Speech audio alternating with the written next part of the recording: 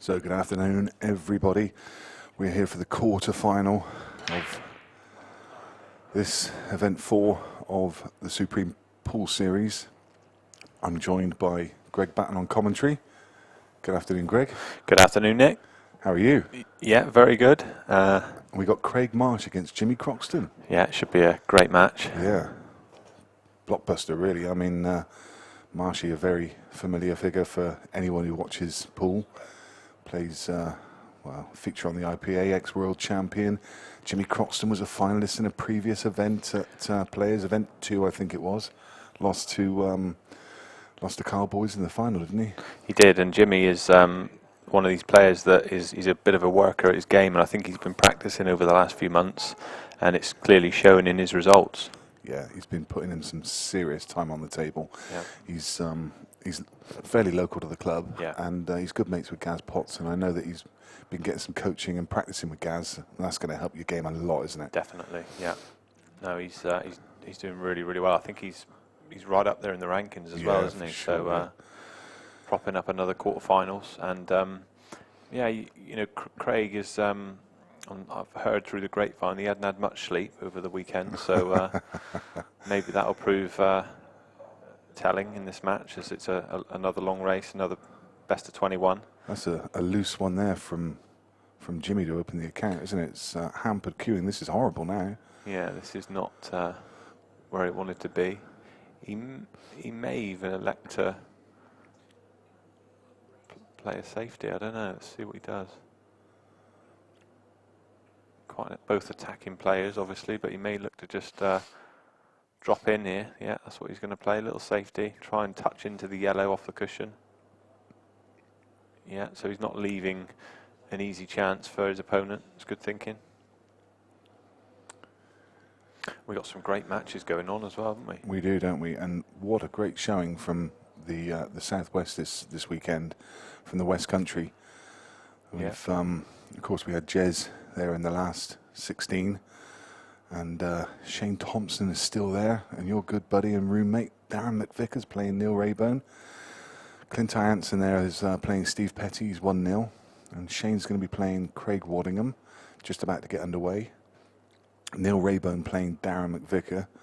Neil will be a lot of people's favourite now. I know he's the bookie's favourite, 2-1 to win the event. Yeah. But Darren, if Darren's firing, he could blow him off the table, couldn't he? Of course he could. If it's going for Darren, we know how dangerous he is. Yeah. He proved that again in his last match against Sean Chipperfield. It was over in about 20 minutes.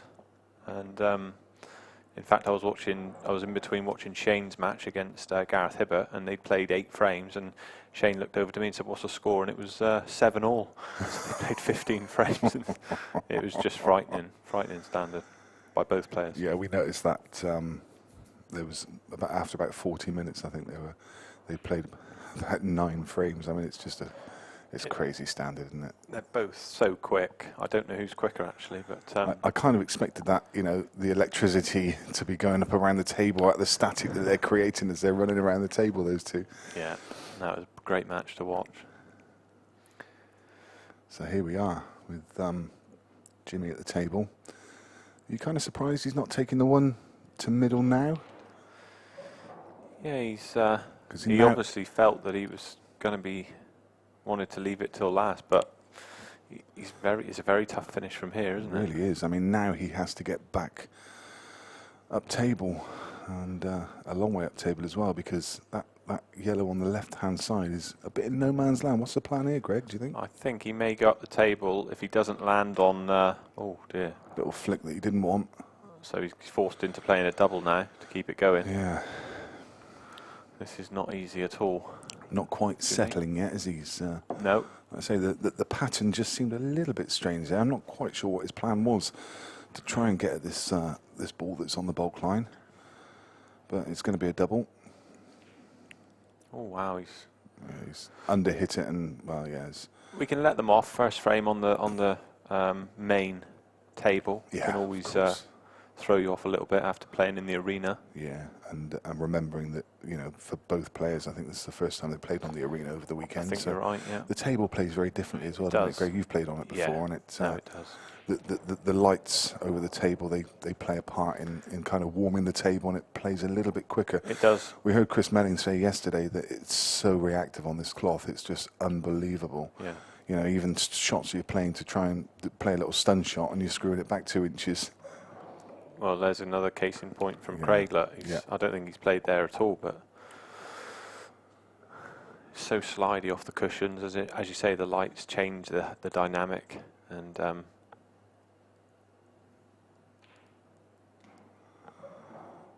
But it's a decent recovery, but, well, I say that.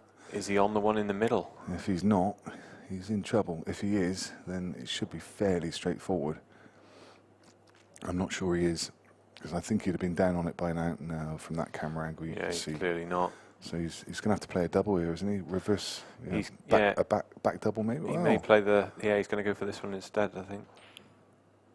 What a Played shot. that well, but Still in trouble. he's still in trouble. He's going to be forced for another double here, Nick.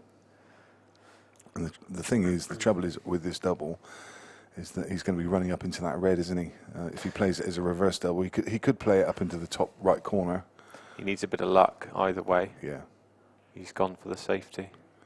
that's a clever shot actually, isn't it? It's, Yeah, I mean, he's given himself a chance. You know, going the other Yeah. way, he was all in, wasn't he? So Yeah.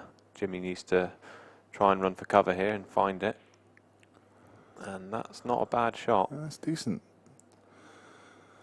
It gives Marshy a sniff. He's got a very thin cut to right corner, but he's going to be losing the cue ball again. He's got a free shot at the right off the cushion and try and pop the red. Yeah. Because the natural angle is going to come round for the other red, so be surprised if he's just going to touch into it, I think. Perhaps he feels there isn't enough gap. Yeah. Yeah, to get to the potting angle. Yeah. Well, Clint raced into a 2-0 lead against Steve Petty. That was 2 quick fire frames. That's being played on another stream table, table 11. Oh, they're all stream tables now at the quarter-final stage, of course. Shane Thompson's won the first frame against Craig Waddingham, 1-0. What form he's on at the moment. He's having a great run of form. The clearance he took out last night against Declan Brennan was... Well, you won't see him any better, will you? No. Amazing. Declan couldn't believe it. Still don't think he can believe it. Darren's won the first frame against Neil Raybone. That's not the best shot from Craig Marsh, because he's left a possible skill shot for Jimmy. Play the yellow off the red closest to the black, Yeah. pot the yellow, and he could even develop the black into a better position as well. Yep. He can play this hard with lots of screw if he wanted to, as long as he gets past the middle pocket, come down the table. But we'll see how he plays it. I think he needs to play it fairly firm to get the angle, to widen the angle off of the red.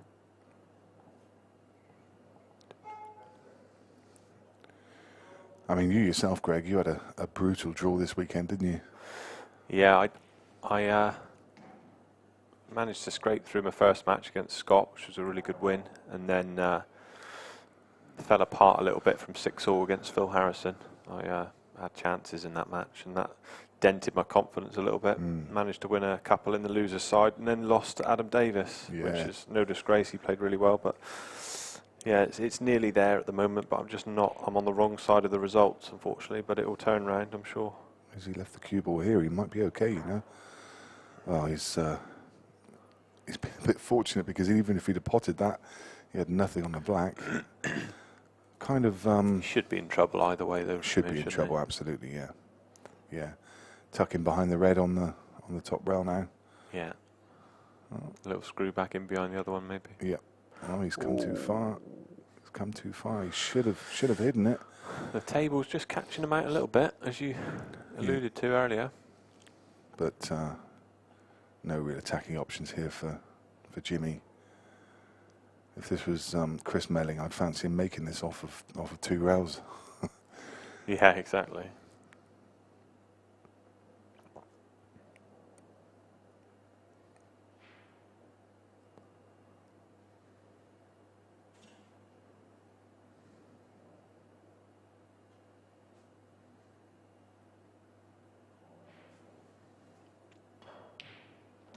Oh dear.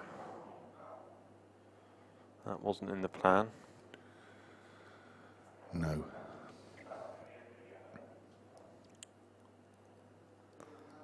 And ball in hand, header on the table, but it will be going up in the bulk area.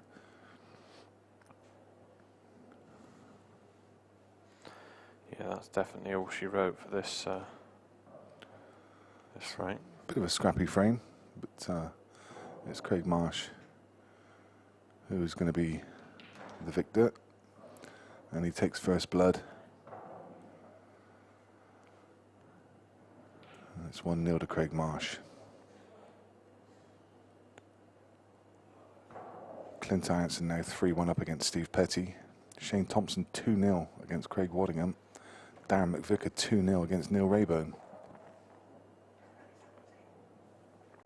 Yeah, and he's in the balls in the next frame as well, Nick, and they're looking pretty good. Just Paul has got many screens to show all of the matches, so I'm just having a quick look over there, and yeah, he's looking good for 3-0.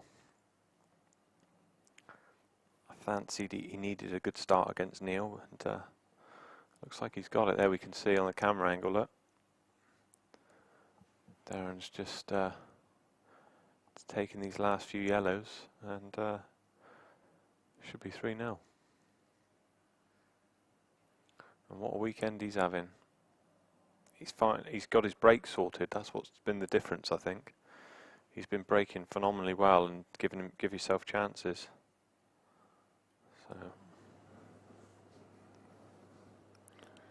yeah, 3-0 it is. So Neil, as I mentioned earlier, the 2-1 outright favourite for the event. I think I reckon the bookies have laid quite a bit of money on Neil over the weekend. He was 22-1. He opened up at, and I think people absolutely piled into rightly that. so. Yeah. Next thing I saw, he was down to 16. So you know, 3-0 behind. The bookies will be rubbing their hands with glee at the moment. Definitely. They'll want to see him out for sure.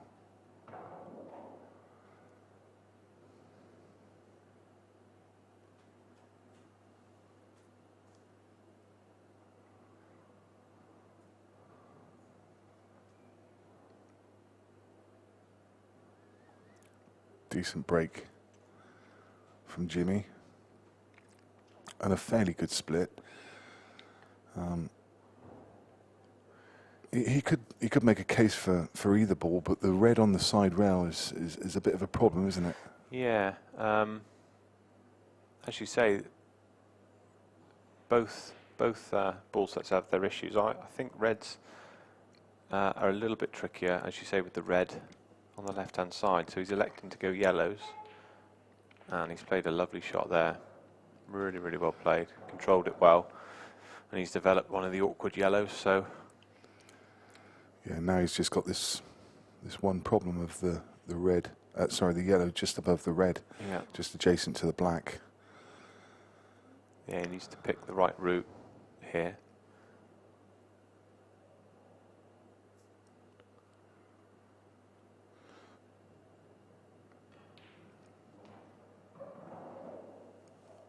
It suddenly seems to be cueing a little bit better. Yeah. Playing with a little extra confidence. I think if you start off badly, and both of them, by their standard, missed a few balls in the first frame, it makes you try a little bit harder, I think, concentrate a bit better. You know the table's playing slightly different, and you just take a little bit more time on each shot. I was just wondering if that yellow passes the red into the left corner pocket, and that shot suggests that it does. Yeah, I think you're right. He's deliberately played on it, so it must go. He needs to dig into this, which is never easy.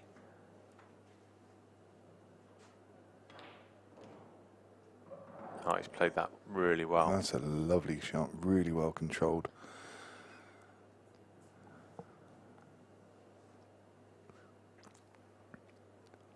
He'll be taking the yellow to right centre now. It looks like he's Maybe probably going to play it off the red. Yeah.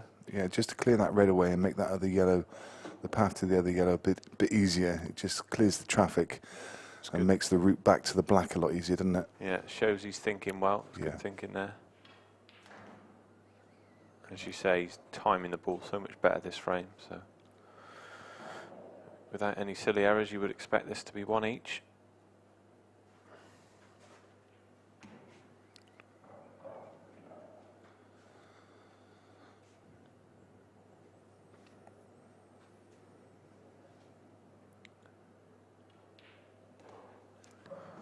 Very There it nice. is. Yeah.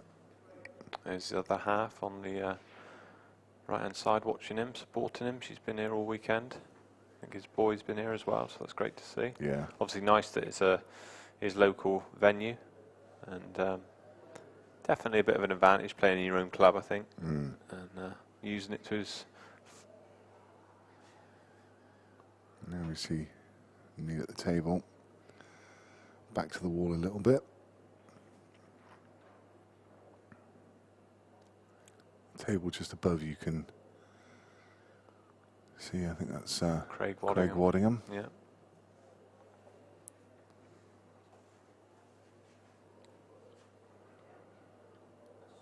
Craig's got a tricky little shot there to navigate. He drops it in, and he should be taking that frame. Neil with an awkward clearance. Yeah, even more the fact that he's 3-0 down makes it even harder mentally.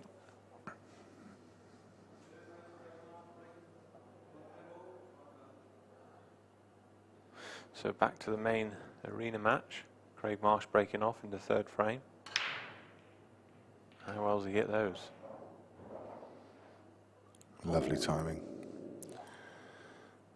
Slightly unfortunate, but really nice timing on that break. We've been focusing quite a lot on different breaks and people's breaks, and we'll do the same over the next couple of breaks and look at the contrast in styles between the two. Craig known to have that big sledgehammer break, he times it well. Yeah, he does. And known to be one of the best breakers.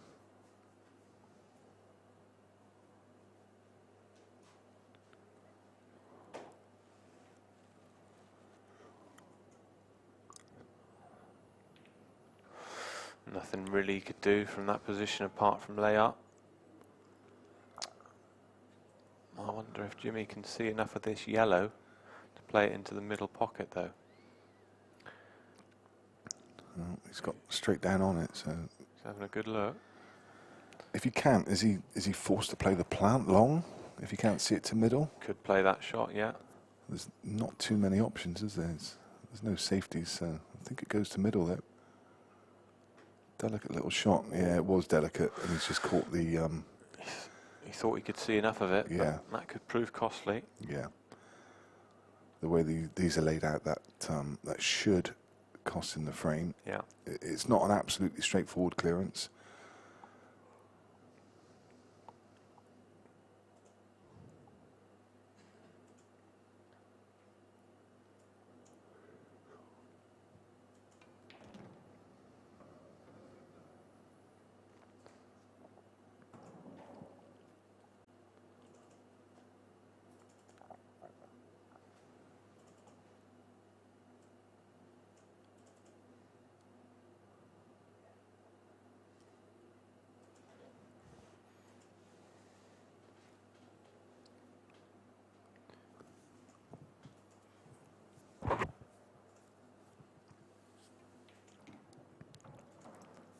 Yeah, it's a nice shot there from Craig.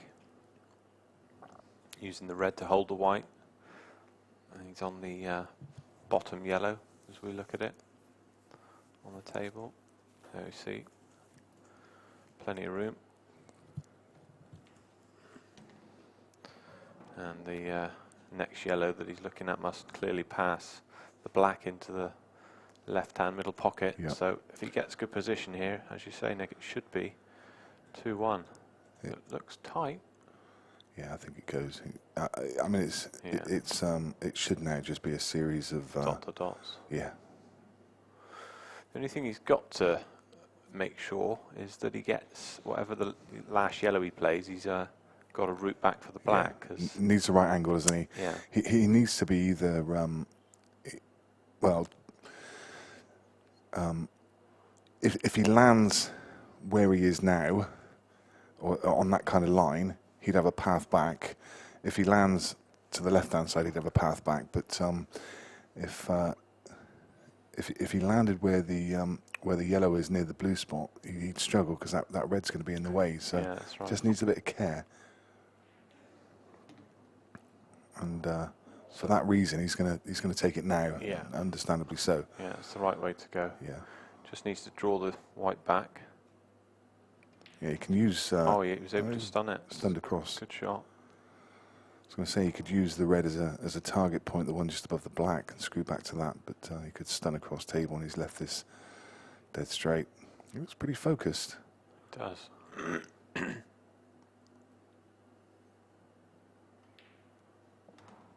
It's a lovely shot. Lovely. Just runs down onto the top of the red, knowing he's guaranteed position on the black. It really is very nice, very smooth. And Craig, by his own admission, has not been at the top of his form for the last couple of months, maybe even longer, but he looks on point at the moment. Yeah, he does. As we pop back over, we can see that Neil Raybone looks to have locked down the fourth frame in his match against Darren McVicker. He's trailing 3-0 at the moment, is Neil. Craig Waddingham's pulled one back against Shane, and Clint Anson 4-2 against Steve Petty. Good showing from Clint this weekend as well. Yeah, Mark Boyle. What a shot. Wow. How does he keep pulling them out of the bag? He's such a showman. One of the best shot makers in the game. That was, yeah. Is he on the black? I think he must be, but it must be. Yeah, I think cutting it back. Yeah, he's not on it to the pocket he'd want to be on. No, Is he's going to have to is cut the it right, back. isn't it? So he's going to have to play it into the blind pocket, which makes it harder. But yeah. Even so, well, Shane's at the table in the background as well. So we're just going to stick with this just to see if Darren pots it. Lovely picture-in-picture action. He And could he get got through. it. Wow. 4-0. Gee. What a start. Well, we said he's a very destructive player, and it's okay putting him in snookers, but wow, a treble to get out of the snooker and pot it in the middle. I mean, come on. It's just dirty. It's pretty rude. We've seen some fabulous shots this weekend. The double from Shane into the middle bag was just ridiculous. I mean, we need to do some clips from those streams, compilation of some of these these shots, because they're crazy. Plenty of footage, that's for sure. Yeah.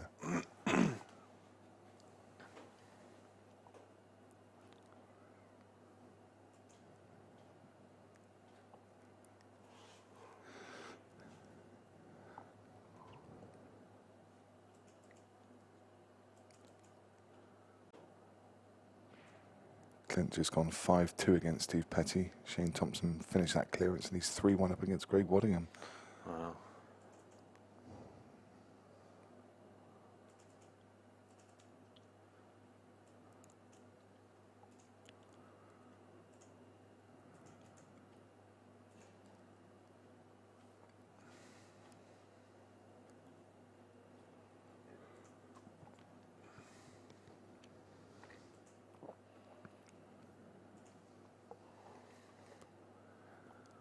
Series of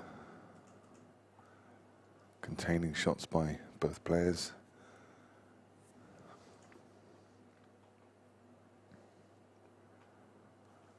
Same again. As he he's left a red though, hasn't he? Yeah, he's left an open and long, hasn't he? Yeah. So one good pot here from Craig, and he's got a chance to dish up. All the way. Middle of the bag. Yeah, he's played that really well. Just can't give this guy chances.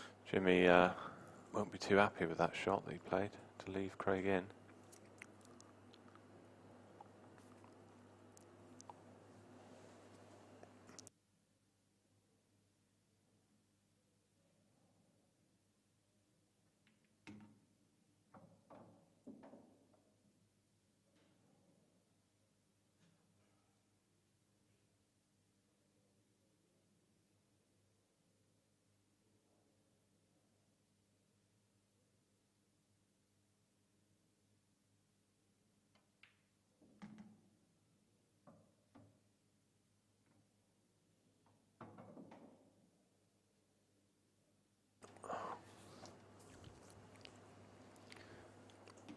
So Craig wanted to run through to be straight on this red. I think he's back perfect actually. Yeah, he'll be screwing this back right down the table. And look at this for timing. And we mentioned about the reaction of the cloth. How hard has he hit that? Yeah. I mean, it's just literally Timing. It's not even a mid-pace shot, is it? No. The timing is just sensational. He needs another one now. He's going to have to play this with screw and try and cannon the yellow. What a shot. He played it well, really well. What a great shot. Well, Marshy looks on it. He does.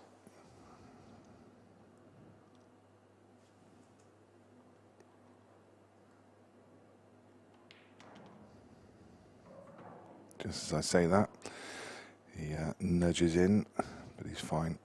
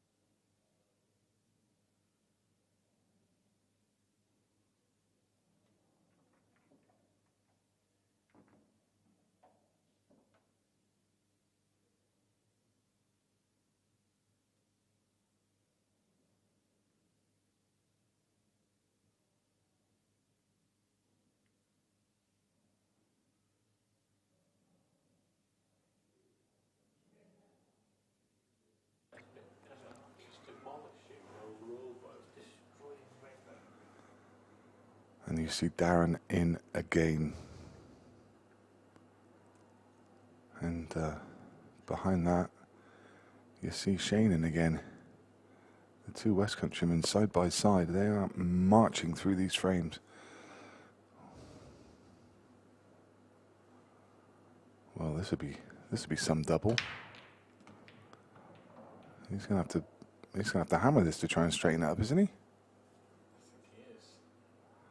We'll just stay with that for a second. You see the picture-in-picture, the break up in the top corner. We'll just see if Darren can complete this clearance.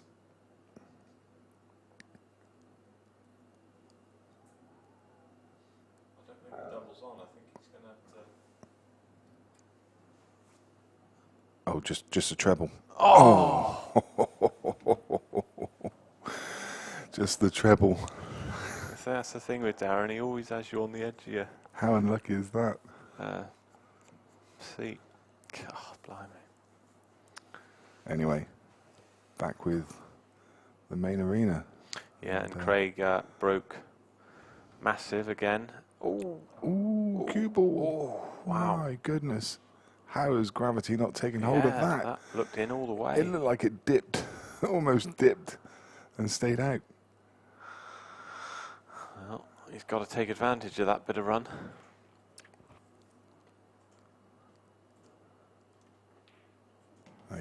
He was after the flick.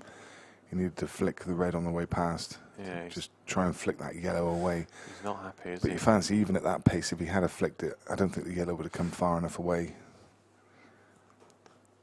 Now, he has to... Well, this is really tough now. I mean, he's got pots to the top, but how does he... What ball does he use to get into that yellow now? Yeah, exactly. They're all at the top of the table. Nothing links with it. And that wall of reds through the centre of the table just... Well, it makes this near impossible. I think the only thing he could do is pot the outside yellow of the two, come across for the yellow on the right, and try and leave himself dead straight and screw back through the gap between the two reds. But that's a massive ask. Yeah, it's, He may elect to play safe. I mean, he could play the left of the two yellows at the top and just run the cue ball in behind the other. yeah, I think that's what he's doing.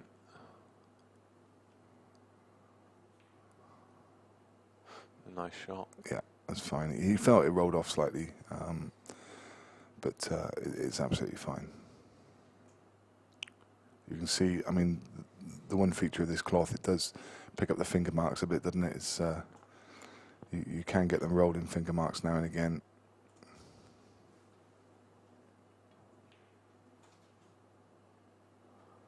Well, now, has he got the angle on one of these two? I think he might be. The deep screw? Yeah, On the straight one? if he's perfect, he may elect to play it now. Yeah. Cannon the red. If he Looks like he can screw the ball, maybe just a touch of right hand side. There you see a bit of right hand side on it, just to straighten the ball up. No. You were right. He was just slightly off. Yeah. Straight. And the little bit of side just didn't take.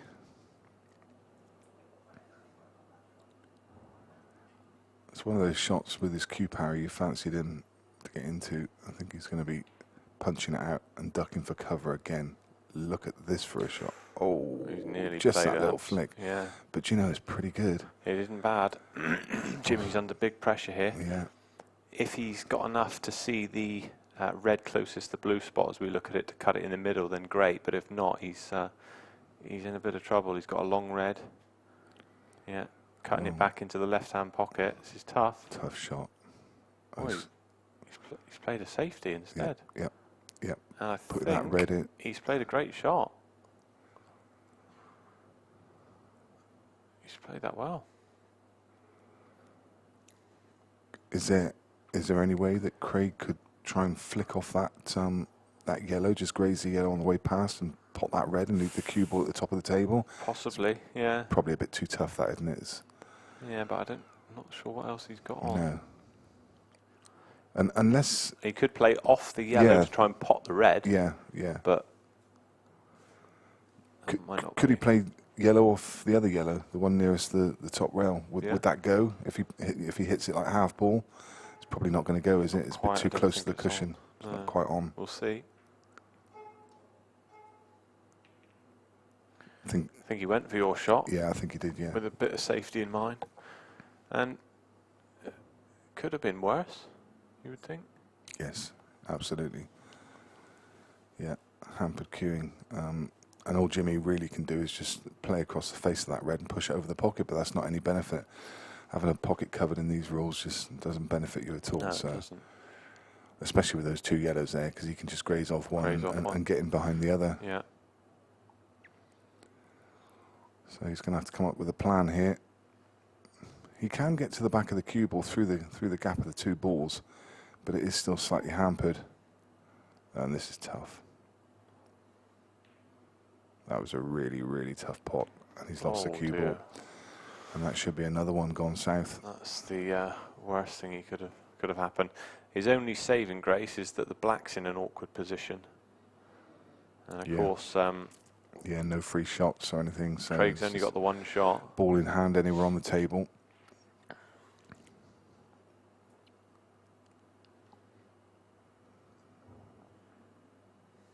And he knows it. I think he's kind of forced into leaving a double on the black.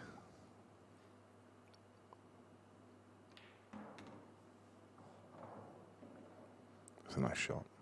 Controlled it well. Yeah.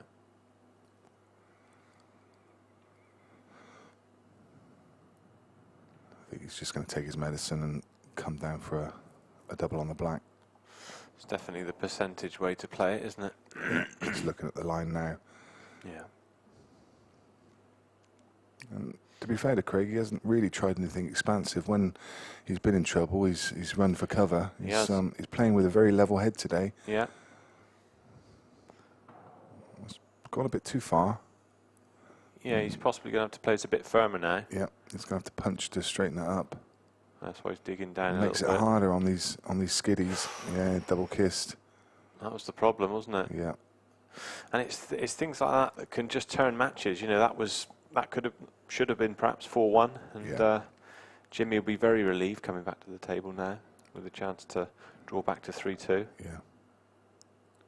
And we mentioned about Craig's composure. He played the black pretty quickly then, didn't he? He didn't really have a look at the angle, and the black was fairly close to the cushion, which can lead to a double kiss like we saw.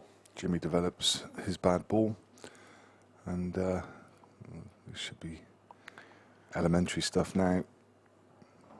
Just looking over again on the scores and the live stream, looks like Neil Rayburn's making good another frame for 4-2 behind instead of what could have been 5-0. Yeah. So Jimmy's going to use the ball in the centre of the table to come down to take this one off the bottom rail. Yeah, And, just difficult to see anything going wrong. It would have come a little bit lower than that, but it won't be a problem. It's still just a half ball clip along the rail. The pockets are playing generous, so it's won't cause him any concern. no, just trusted his cue in there, Yeah. and he's played that nicely. Top and a little bit of left hand side now. And the key to this shot as well is not to it's to play to an area, not try and get perfect on the black, isn't it? Exactly. I mean, that black virtually goes from anywhere. But 3 frames to 2. Jimmy just going on for a quick comfort break. So Marshy looks relaxed, doesn't he? He just looks pretty chilled at the moment. Dodge back across to the other games. Shane Thompson in the balls again. Darren McVicker in the balls again. So this match you're seeing before you is currently 4-2.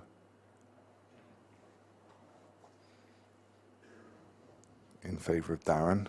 The game in the background is 4-1 against Craig Waddingham in favour of Shane, and he's just about to make it 5-1. Clint Anson is steaming ahead of Petty, 7-3. yeah, he would have called that a lot closer, that match, wouldn't he? Yeah, Steve's been on fire this weekend. Did have a grueler 11-10 against Adam Davies in the last round. Sometimes that can take a bit out of you. Perhaps that could have been a factor. We don't know. Clint might have not given him a sniff.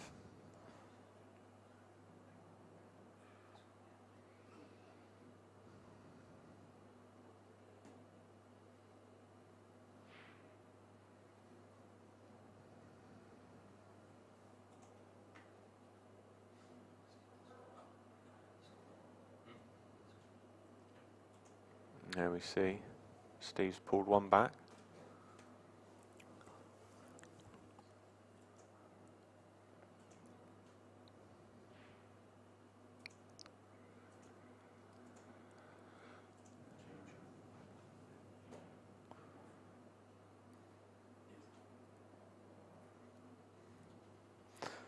Darren looking good here. Yeah, should be clearing these.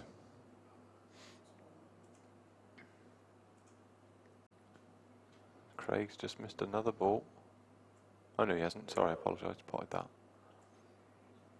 Darren's ran a little bit far, you'd think, so he's just pointing the cue where he wants to play the awkward yellow on the cushion, which is the key to the frame.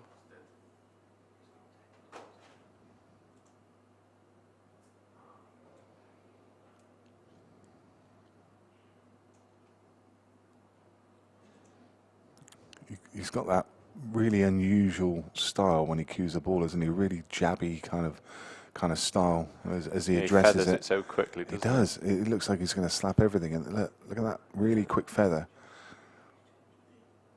Oh wow! Just nailed that.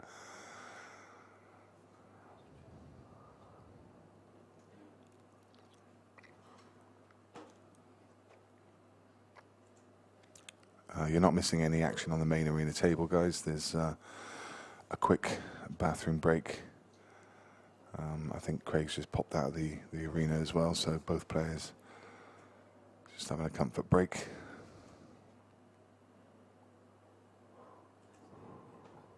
lovely clearance here from Darren. Gets his 3-frame advantage back now at 5-2. And he really does seem to be playing extremely well, as you need to against someone of Neil's class.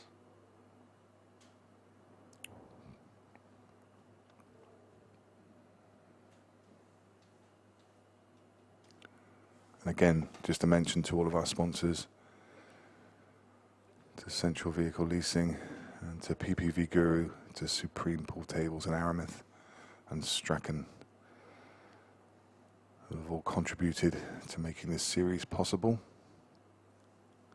and bringing you this fantastic stream that you see in this really great arena. It's been a lot of fun to be involved in this series over the last couple of years, and this series 2 will be drawing to a conclusion in early December with the grand final.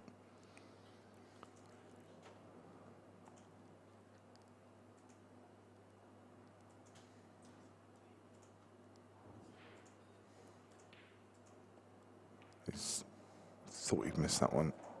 I thought he'd missed it, but he's back in. I think he's going to have to play the 2 reds to the right-hand side. I was going to say maybe he has to play it as a plant, but actually he can just drop one in and leave the other one to the middle, can't he? Yes, he can.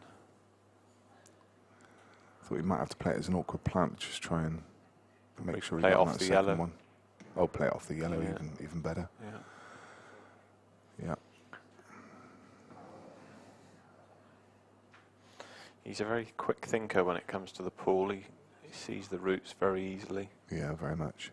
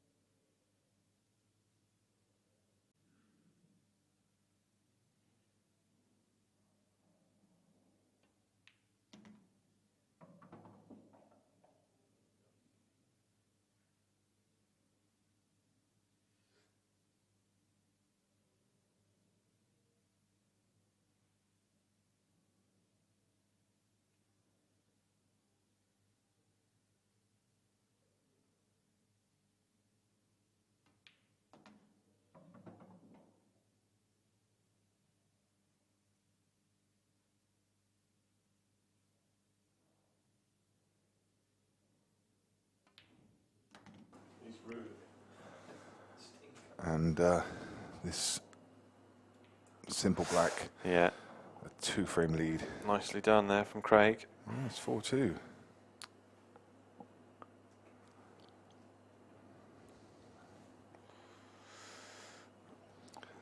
So let's have a look at the players' routes through to this point and see how they've fared.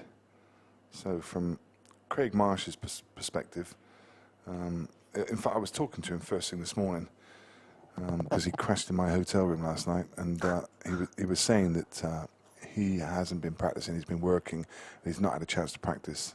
Who's this? Craig Marsh? Craig, yeah. So he said that it really took him a couple of games to get going anyway, and of course in the first match he lost 11-8 to John McAllister, which, you know, there's no disgrace there. He had a bye through losers round 1, and then he beat Govey Gill 8-4 in losers 2. Losers round 3 he beat Leiden de Bono 8-6. In losers qualification he beat Declan Brennan 8-5, and that's a big win, isn't it? Yeah. And the last 16 this morning he beat Dave Fernandez 11-4. So that's been his route through. In contrast, Jimmy Croxton, in his opening game, he beat Jason Ellis 11-0. So that was tough then. Yeah. And then he beat Govey Gill 11-7. And then he beat Arfan Dad 11-9 in winners qualification. And this morning he beat your fellow West Countryman, Jez Graham 11-2.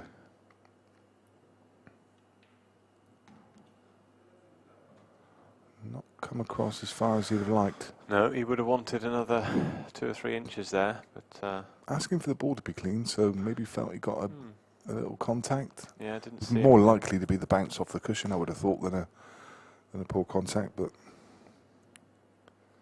maybe so. Clint Anson's taken another frame. He's 8-4 against Steve Petty. It's going to be a long road back for Steve.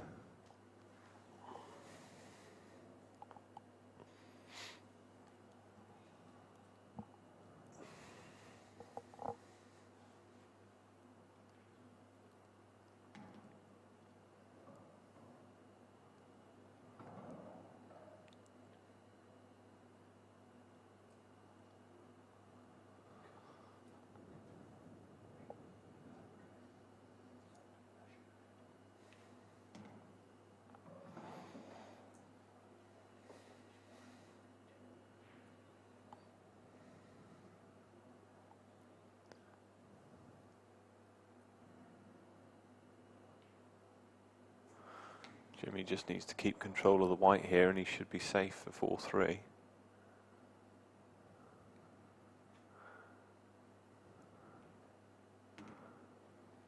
Yeah, it's been all about controlling the pace of the cue ball throughout this clearance, and he's done it really well.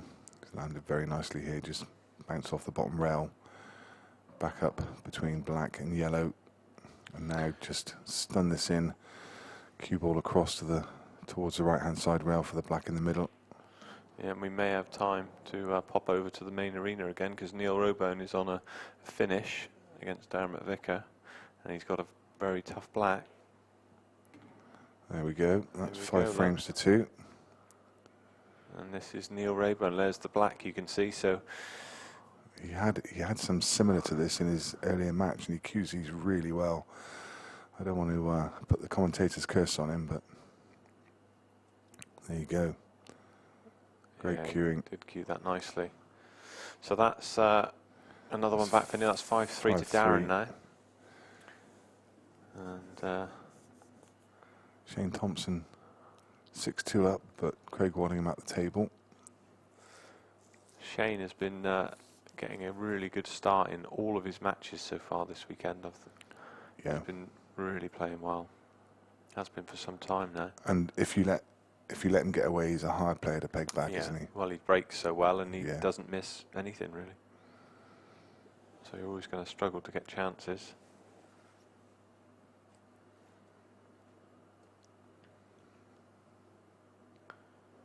You would think Steve Petty needs to get at least the next couple of frames to have any chance now against Clint. 4 behind. Yeah. As we know, the pool can change so quickly, but that's quite a nice lead there for Clint. Yeah, we saw today. I mean, you see it so often where players are behind. And we saw it again this morning with Steve Petty and Adam Davis. Steve Petty was 10-6 ahead. Adam Davis came back to 10-all and then broke dish the last frame. So it's a brutal game at times. You make that big comeback and you just want a chance, and you don't get back to the table. Yeah, and talk about brutal. There's a break off from Jimmy, dry, and the yellows. Wow, they're gone. Yeah, I think even I could get these, Greg. I think even I could. I say that. I mean, a little bit tongue-in-cheek, you know. He'd still be odds on, I think. Oh, I don't know, really. Paul's shaking his head.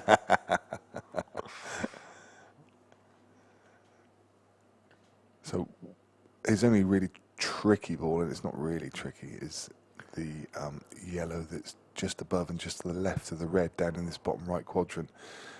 Because it doesn't, because that red is there, it doesn't go to bottom right. So yeah, he'll play that last, I would have thought. Not, well, that's still okay. I was going to say, not an ideal kiss. If that had come down another inch or so, he might not have been able to pot it into that bottom right pocket, but he controlled it really well. And now he's cleared that ball. He's opened the path for the other yellow into the same pocket. There's a well-constructed frame so far.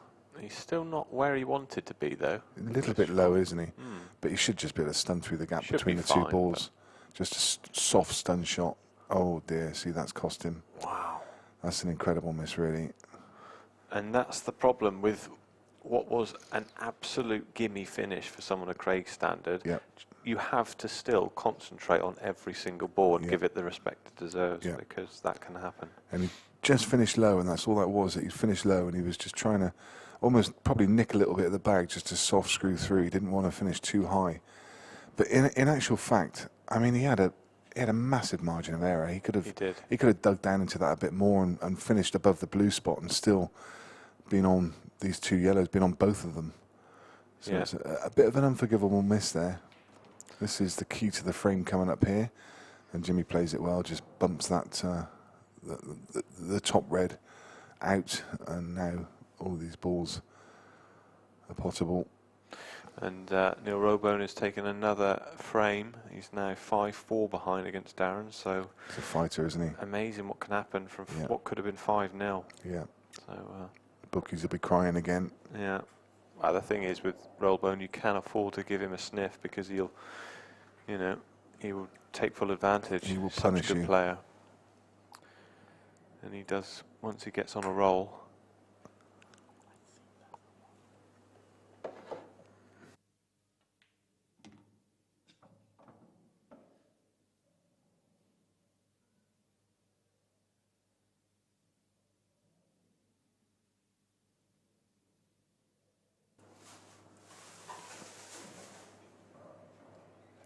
So Steve Petty's pulled one back against Clint, now trailing 8-5. Yeah.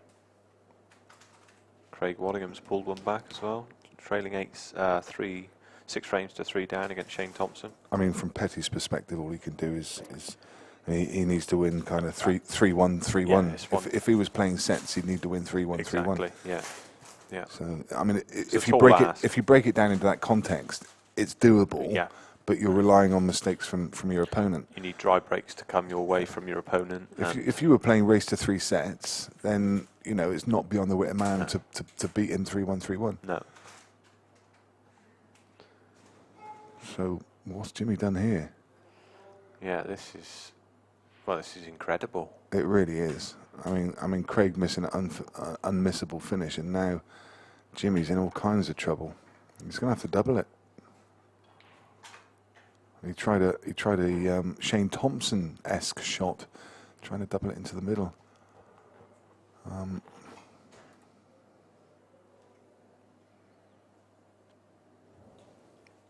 Well, as we say that, Steve Petty wins another frame. It's 8-6.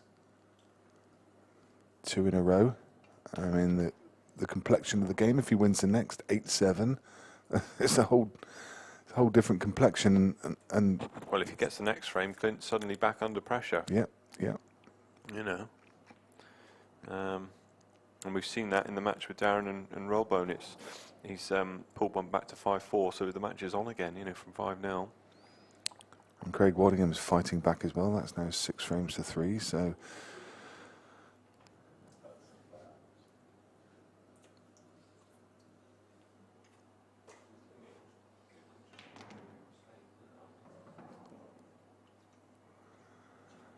Well, giving himself a shot. I think, it goes to either of the top corners. He's going to go for top right, and you'll know before he does. And he really does cue well, doesn't he? I mean, that was... it was just like a black off the spot to him, wasn't it? And it, never looked like missing. Made it look so easy. Jimmy will be devastated in his chair, because that should have definitely been 4 each after a very big mistake from Craig. As we pop back over, Raybone at the table. And you can see Craig Waddingham's break. Shane Thompson's won another frame, and it's 7-3. Well, he's just a train at the minute, isn't he? And the break from Craig hits a couple of knuckles, I think. He got one. He made a ball. Neil with a horrible layout here. I mean, yellows are nasty, reds are nasty. It's certainly no gimme clearance here. No.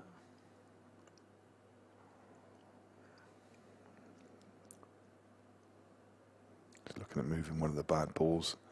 He gets it out, but, well, he's in no man's land now. He doesn't have a shot, I don't think. No, he's going to have to probably run for cover.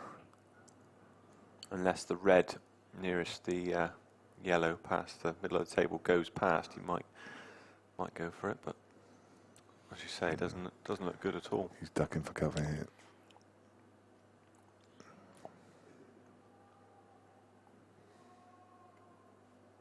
The thing is, even if he turns the table over, there's no clearance, is there?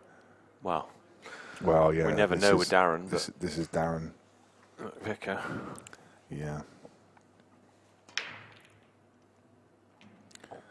So back over, and that's a monster break from Craig. He's been breaking well. 5-3 ahead.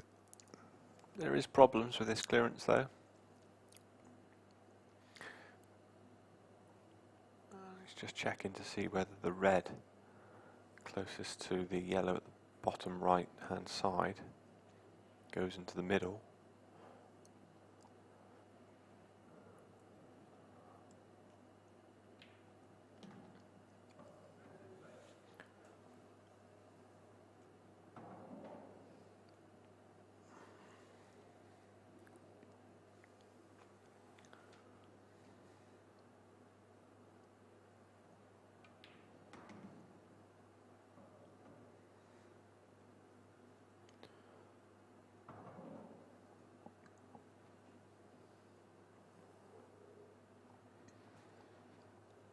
All of the referees, again this weekend, doing a great job.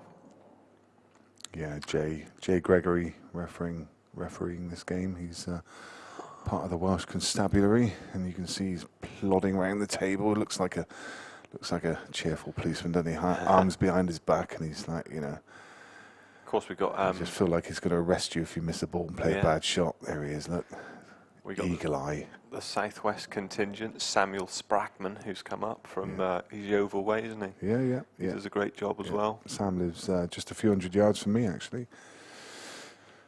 Yeah. And by the way, that was a delightful shot by Craig a second ago. Yeah. What a lovely deft touch to screw in behind that red. Yeah. And, he's made short work of these, hasn't he? He just looks good. Looks focused. Fairly running around the table. Very nice, 6-3. Yeah, a bit of trouble now for Jimmy. It is. And a bit of trouble for Steve Petty as well. Clint Anson is now 9-6. Craig Williams pulled back another frame. So he must have broke dish that one we were looking at, 7-4. Darren and Neil still 5-4. Maybe we can pop back to the other arena, can we, and just have a look at what's happening. Yeah, I think I've just had a cast astray. I think Rayburn's made a bit of an error. Look, oh there's dear. a boo-boo. He snookered himself. He's on red. He looks mortified. Yeah, I mean, let's be honest. This must have been some kind of clearance up to this point, because those reds were nowhere, were they? That's right. I mean, how's he even got to this point? It must have been quite a freakish clearance, but he's got himself in trouble with the last red. And these are big moments now, because big moment for Shane as well in the background, breaking off in frame number 12 for him. yeah, because Craig pulled the frame back to 7-4, so Shane's got a ball there, but I don't think he's landed great by the looks of it. If he can pop that yellow to middle, he might be okay. Depends how close he is to it. It's great to have the camera in the arena looking across and being able to keep up to date with these. And that was that was some misjudgment by me in the foreground. So here we go, back with the action. Oh. Wow. Jimmy's unlucky there, you have to say. Yeah, that's a couple of times now. Balls were peppering that bottom right-hand bag and just wouldn't drop.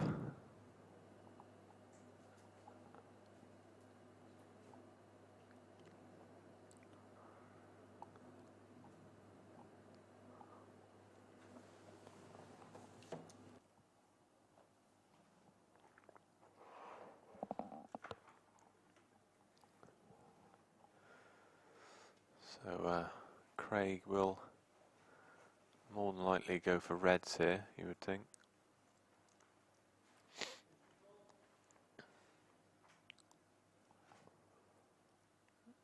just needs to try and map out his route.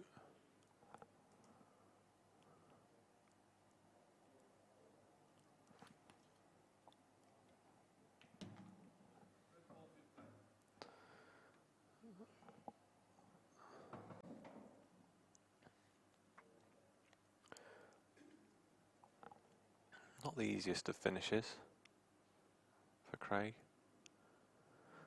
but with the scoreline behind him, he's probably feeling a lot more comfortable now at the table.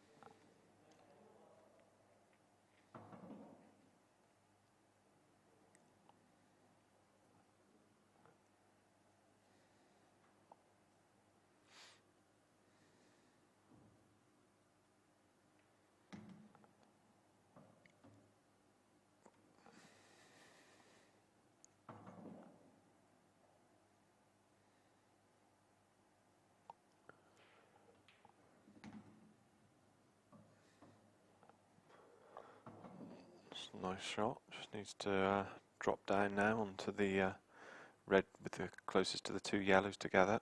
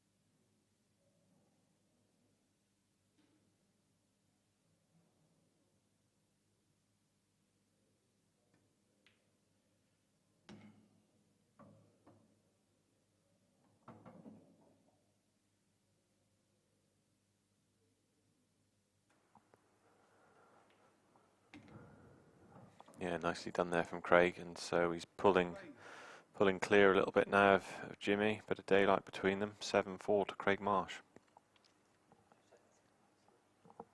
Sorry, 7-3 everybody.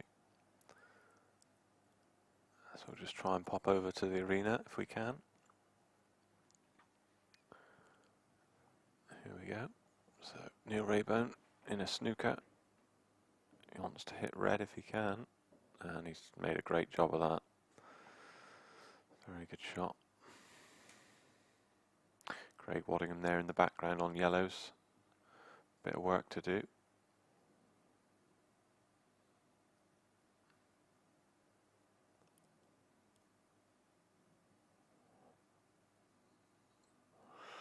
That's a nice hit there from Darren. He's put Neil under pressure here.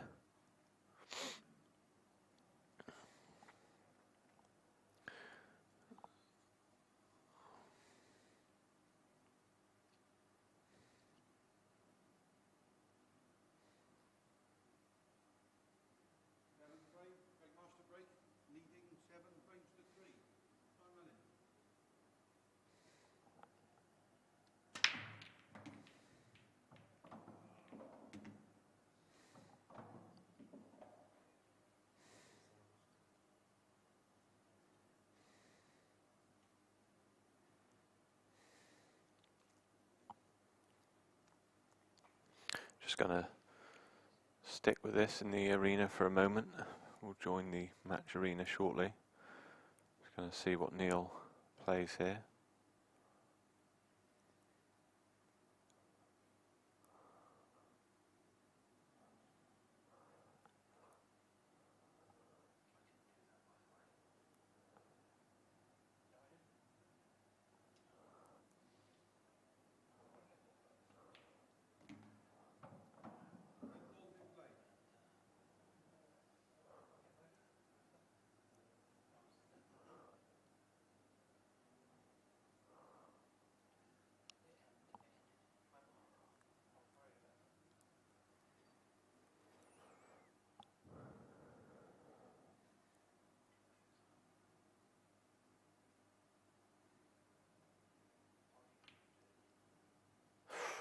Well, that was a quick one there from Craig. So Jimmy's got a chance now on yellows, and you feel he really needs to take this opportunity.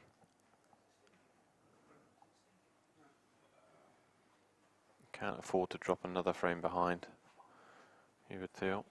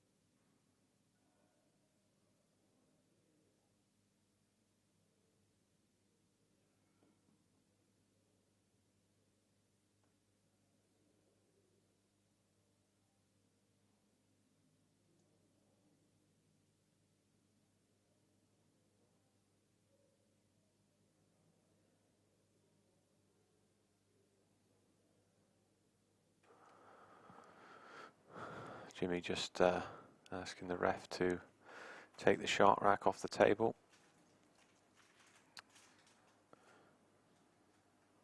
And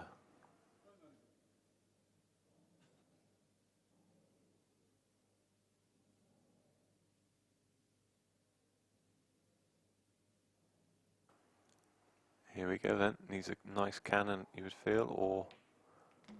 Oh no, that's not what he wanted. Not what he wanted at all.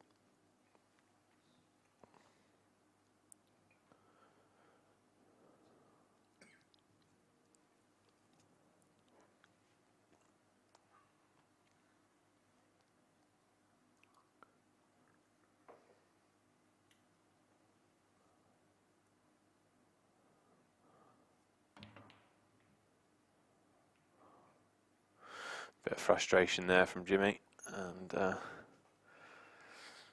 that's you would think going to be all she wrote for this frame.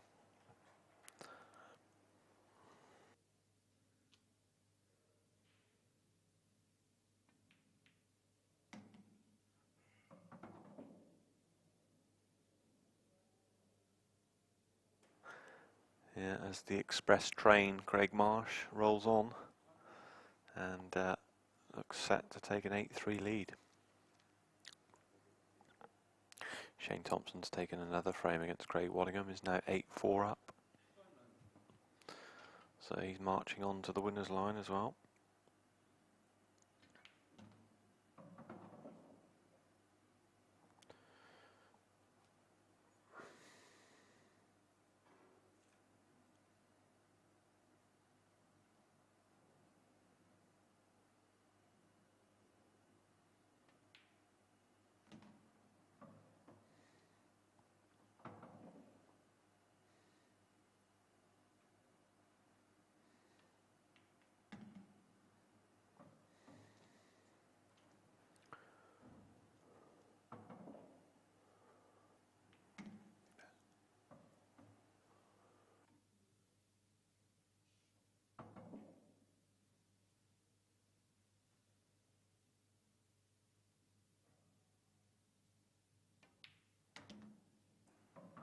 Yeah, nicely done there from Craig. So that is another frame on the board.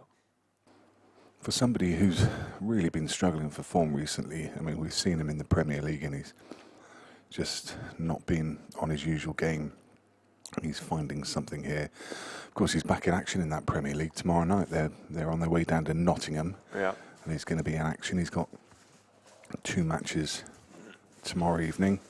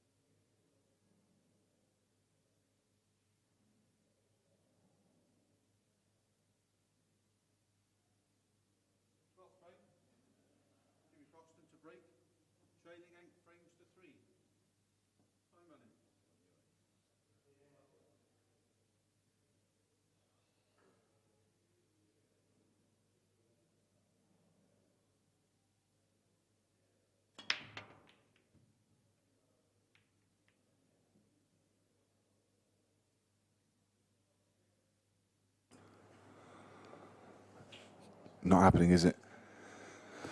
Not happening for Jimmy.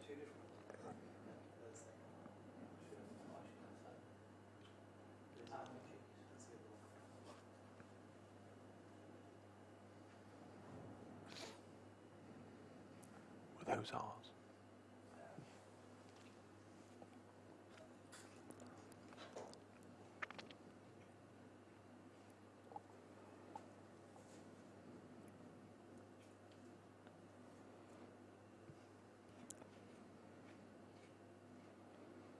Clint Anson's on the hill against Steve Petty. Yeah. 10-7.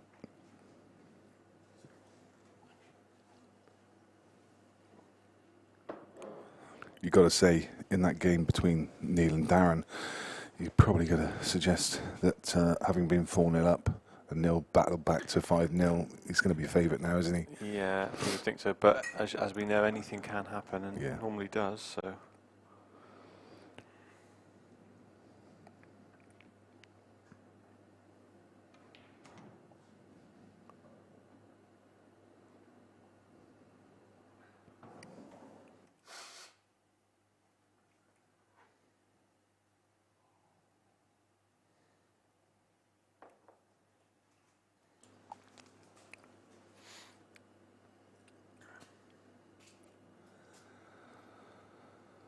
So I'm going to take a little look in on the YouTube chat. So if you've got any predictions for who you think the winner of the event's going to be now, or you've got any questions for our resident expert Greg Batten, then please do stick them on the YouTube chat.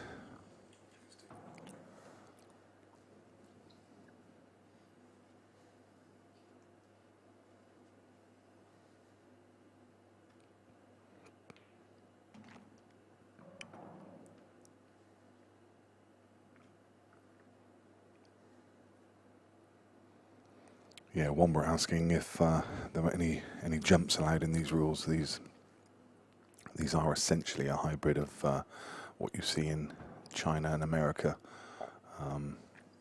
without the jump shots. No jump shots allowed in any version of English 8-ball pool, and I like that, to be honest. I'm not a fan of jump shots. I mean, don't get me wrong; it's a skill in its own right, and it's definitely got a place in the game, but it's definitely not got a place in English 8-ball. I think it would be to the detriment of the game if they brought that into a rule set.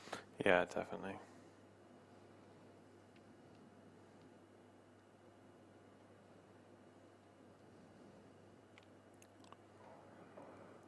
Adam Kirk has asked you a question, Greg. He's asking how much time you spend in the gym because you're in amazing shape, and especially your triceps. Oh, yeah, it's really nice of Adam to comment on that. I don't spend any time in the gym. You just naturally. It's just naturally there. Wow. But, thank you for that. If he wants to send me anything, then let me know. It's always nice to hear those sorts of things.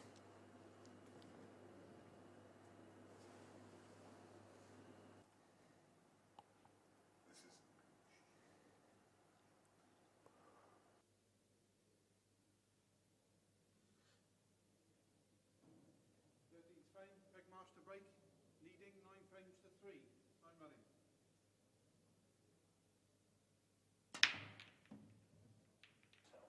Yeah, I mean, would you be able to send Adam a poster? Oh, most definitely, yeah. Signed poster. Yeah. No problem. Maybe some of the images from your calendar that you did. Yes. Brilliant. Yeah, no problem at all.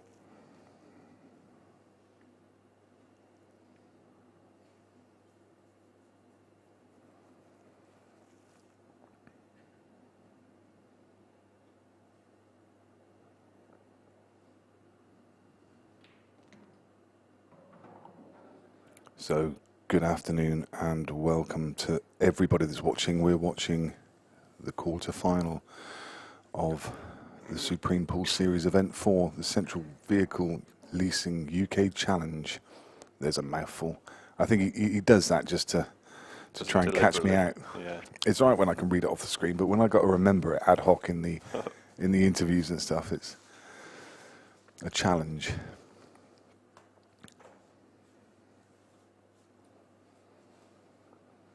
And as usual, my only request would be that you like and share our stream.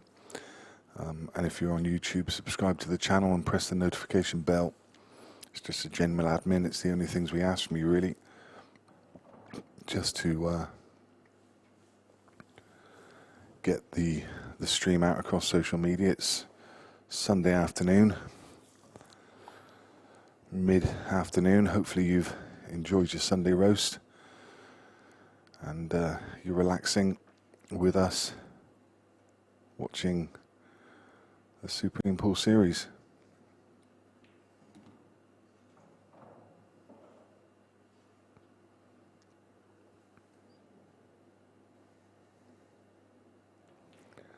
And Sanwar Hassan has asked, can he also get a signed poster? Definitely, yeah. Just send me the email addresses with the address and I can get that forwarded. No problem at all. It's a pleasure, everybody. Excellent. I think I'd like one. Well, just, you know, it would be nice to know if they need them. Do they prefer non-oil or oiled up? You know, just let me know again. I'll take an oil. I'll take an oiled. Very happy to do that. That's no problem. It just gives a better sheen, better finish to the. I mean, is it engine oil or? There's a variety of different oils. Bit of olive, maybe some hemp seed oil in there. There's all sorts going on. Adam Kirk said oiled, definitely. Yeah, I mean, that's in capital letters. He just messaged me. No, that's absolutely fine. Definitely oiled, he said. It's a pleasure.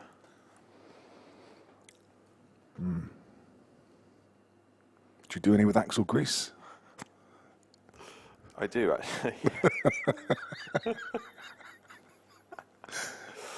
Oh, dear.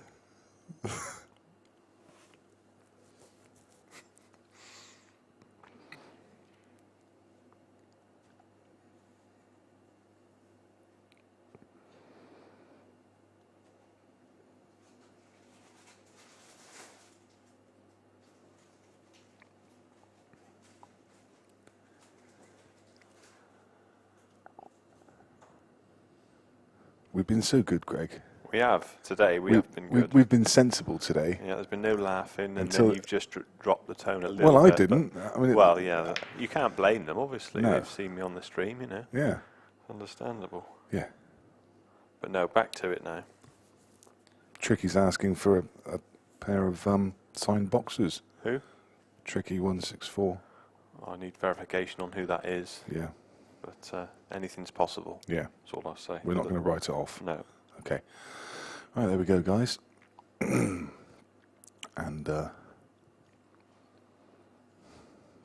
as has been a feature of this match so far, another dry break from Jimmy, but he's going to get away with this one.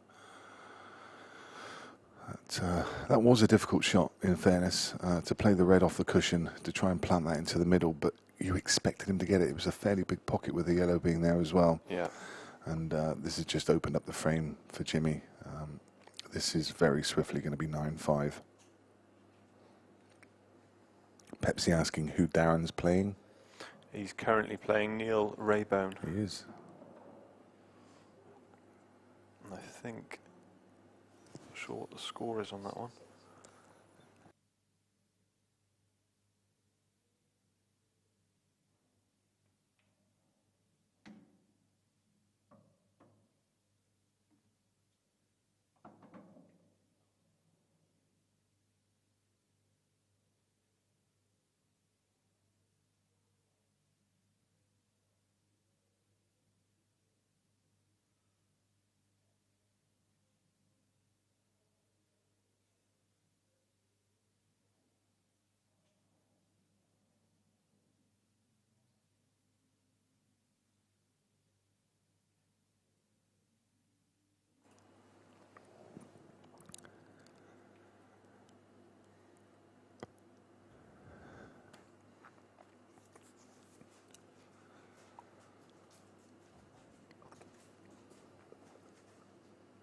So Marshy.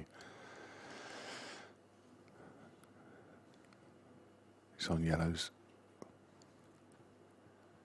He needs a plan.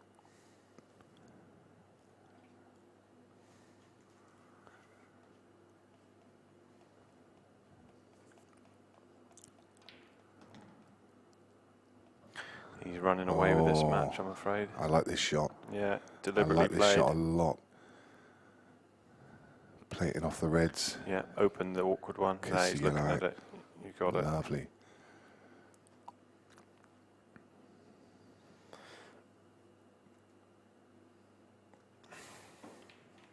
And Craig Marsh is the type of player that his perhaps only weakness, if you like, maybe he'll admit this himself, could be his temperament at times. Without question. And so, if he gets in front of you, he's a fantastic front runner. Yeah. But if you can get on top of him early, then you've got a chance. But it doesn't seem to have happened so far for Jimmy. And Craig is. Oh dear me! Just as we're bigging him up.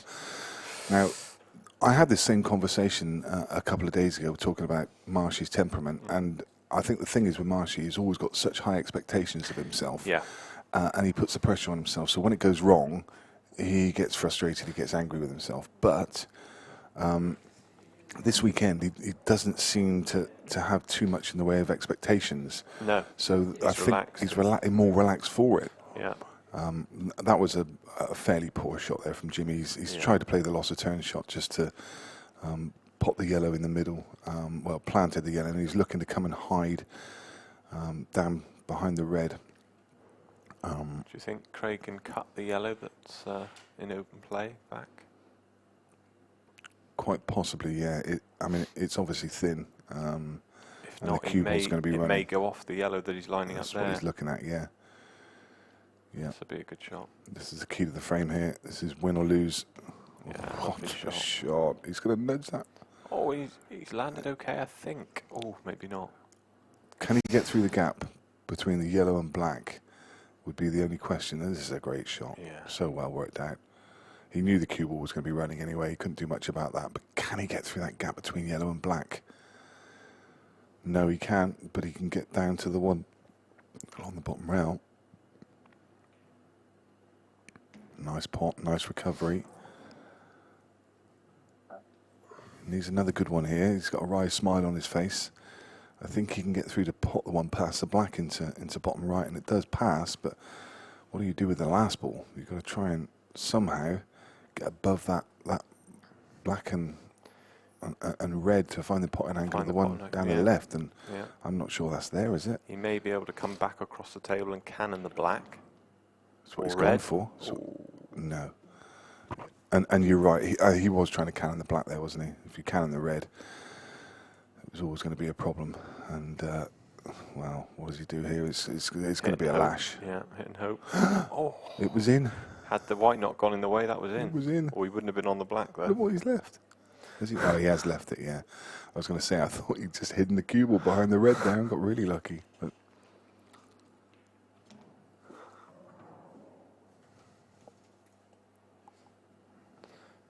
Darren McVicker on the other table is now 7-6 up, so Is gone ahead he? again. And wow, he's in the balls as well, Nick. It looks like 8-6. goodness.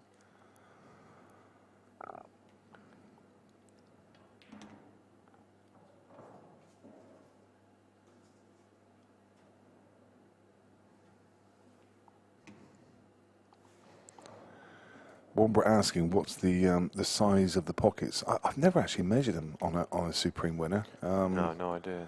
No, I don't know. I mean, the balls are just 2¼ inches of the balls. Yeah, I do know that obviously with them being reclothed before every event, the tables do play generous. You know, the pockets play generous because it's a new cloth, it's slide, new cloth, cushion.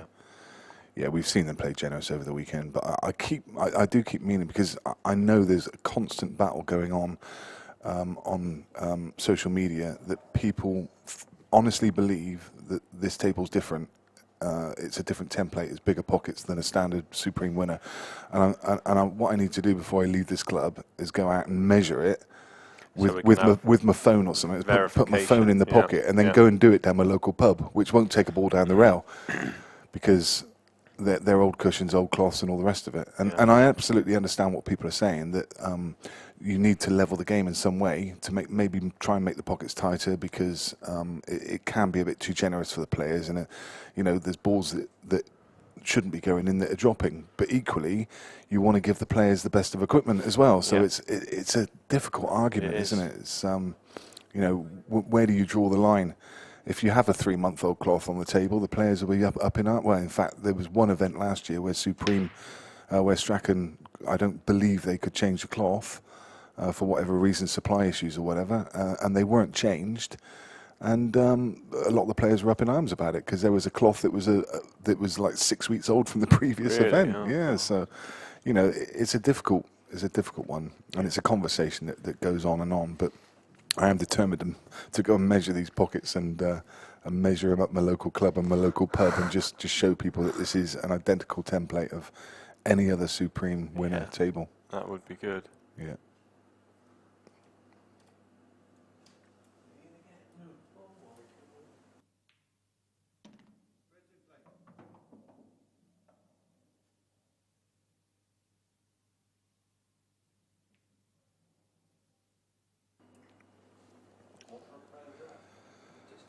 So Shane Thompson is not having his own way anymore. It's 8 frames to 6 ahead. Clint Anson's beaten Steve Petty. After that mini resurgence from Steve, he's now out. So it's been a good showing from him, but it's Clint Anson that will go through into the semi-final, and Clint will play the winner of Shane Thompson and Craig Waddingham. Shane, as I say, not having his own way after being about 6-2 up. I think it's now 8 frames to 6. He'll be used to the comeback, though, because there was a big old comeback yesterday when Shane was playing Gareth Hibbert. And Gareth, I think Shane missed the ball to go 10-2, I think, and then next thing it was 9-6. But Shane got himself across the line. Darren is 8-6 up, and I think he's in the balls in the next, so looks like that one may go 9-6.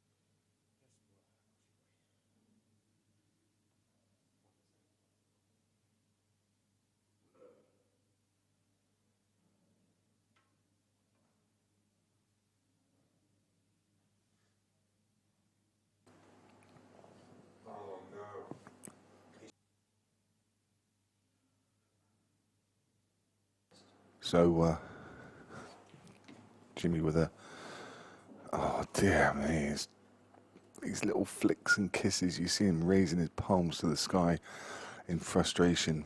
But, ultimately, he is being unlucky, but equally he's playing the shots. I mean, it's, you know, you can say it's unlucky, and it is in a way, but did he need to be near that yellow, get that flick?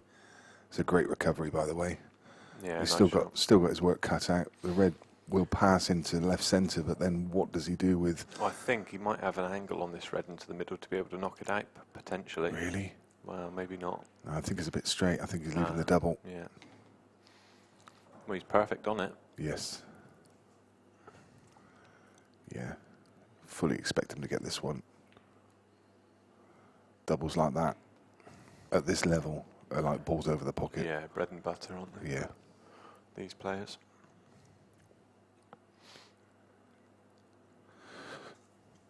Should be plain sailing. Nice to cue this nicely, though. Yeah. And he does. And does.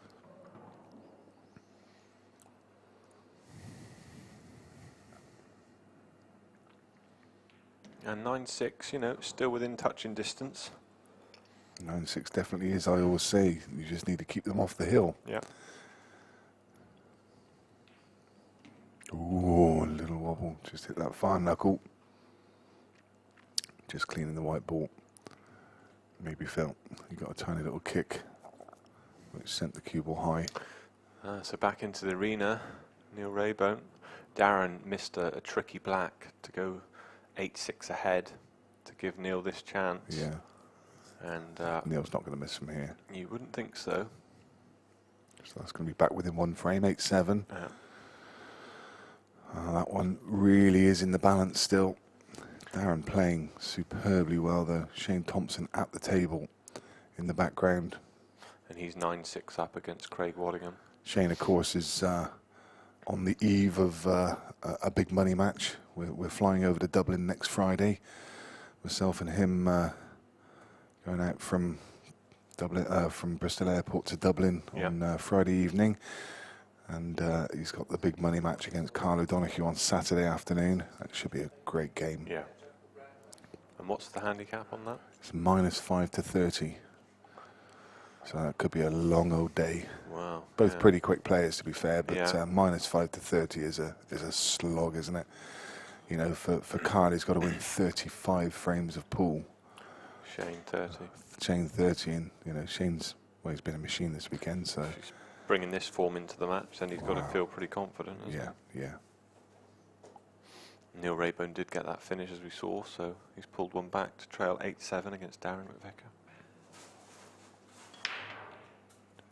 Whereas the cue ball, it was okay. It wasn't quite going in, but it got kicked away anyway.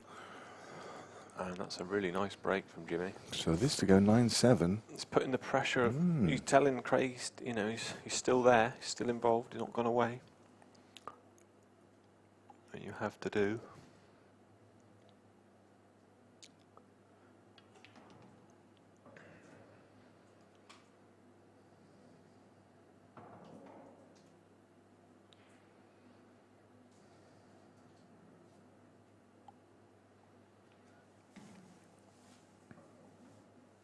Yeah, Womber, I'm assuming that you're coming from a US perspective, and you're saying that the pockets look tiny. Well, they are much smaller than you would be used to. I think the pockets that you tend to have over there, they vary between sort of 4 and 5.5 inches, or sort of 4 to 5 inches, around about that kind of size. This is we're playing with different balls here. These balls are much lighter than you're used to, and much more manoeuvrable. The players, instead of using the kind of 11-12 mil tips that the Americans would be used to, tend to use, as a standard, probably about 8, but they vary from 7 to 10, really. As an average, 8 to 8.25 would be about right. And as I say, I don't know I know the balls are around about, I think they're something like 2.1 inches or something in comparison to the Americans, which I think are like 2.5 inches. And these pockets would probably, they definitely wouldn't accept 2 balls next to each other. So if I had to guess, probably like a 3.5 inch pocket. And they vary. I mean, this is a supreme winner pool table, one of the best on the market, without doubt. There are others available, but this one is the table of choice. You'll find it in almost all pubs and clubs, with the exception of some. But I mean, you know, some people use other brands, but this is probably the most prolific, isn't it? Yeah, definitely. As we see Neil Raybone back at the table. He looks to be, the referee's over to watch this shot, so the red must be pretty tight to go next to the black. No, he's played that nice. Champion A asking, why do they use the cling film instead of a triangle? Well, the reason for that, the piece of sheet you see is actually a shark rack, and it's a thin sheet of plastic with indentations. You'll see it used widely in China and America, and basically the balls sit on top of the triangle, and because it's got indentations where the ball should sit, it means that all of the balls are guaranteed to be touching, whereas with a normal triangle, when you try and get them touching, the ball rolls off the front and so on and so forth. They're hard to get. Almost impossible, actually, to get all of the balls touching. Yeah, this guarantees that you get all of the balls touching and you get the transference of power through the pack. Yeah, so it makes it the same rack for every player every time. Exactly. You can't twist them. You can't rack high. No. there's no way of manipulating in any way. And again, as you say, you can't twist them or manipulate them, and that is the reason, as you can see on your screen, for the line, vertical line. Yeah. And on the back of the rack, there is a little there's a little marker which is the centre of the rack, and that is like a little arrow, and that arrow sits right on the back of that white line. So so the balls, it basically, what a mess. It basically offers a level of consistency we've never seen before. Exactly. It creates a level playing field for all of the players. You don't get that variation of gaps between the balls. Some people are a fan, some people aren't.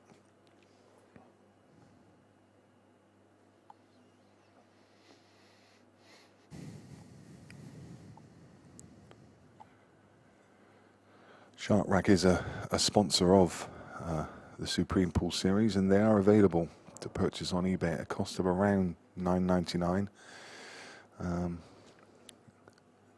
I think generally anyone who's used them will enjoy using them. You can see the splits we've had. I mean, I've watched during this this series and last series, I don't know, I can't even count, probably 1,000 frames of pool on this table. Probably more. And I've never seen an earth rack. That says it all there, doesn't it? I mean,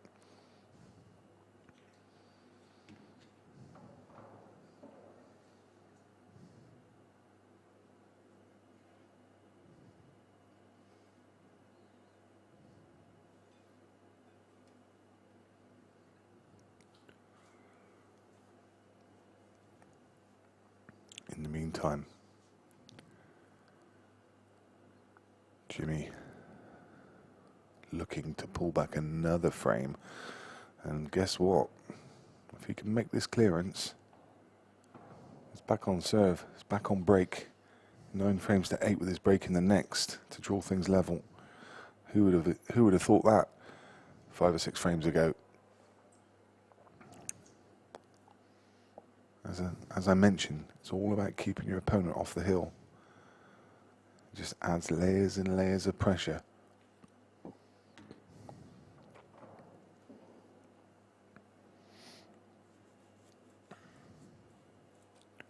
Shane Thompson's through.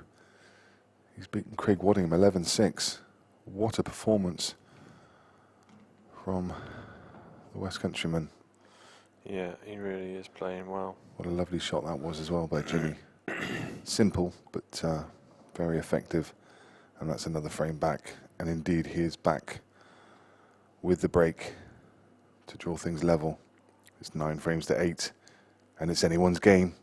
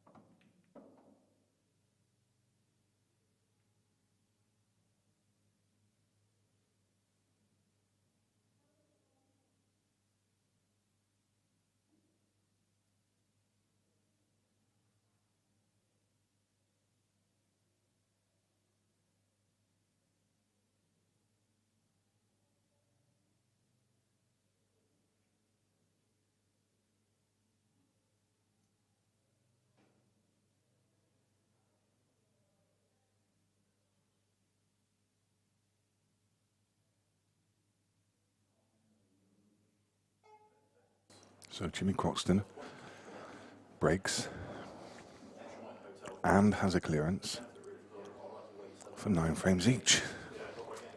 Neil Rayburn and Darren McVicker, 8 frames each. Clint Anson and Shane Thompson already through, and they will play each other.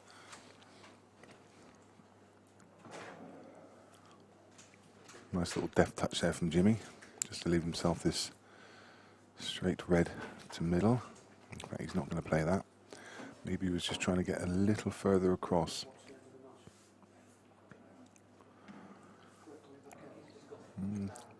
Yeah, he's back in decent shape.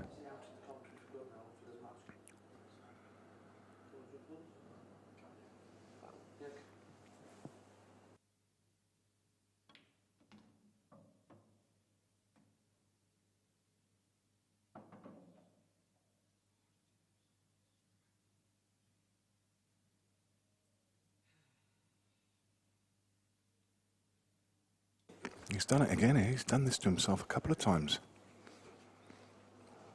This is the second time I can think of. Craig couldn't take advantage of it last time. I think he can maybe just turn it over. He could.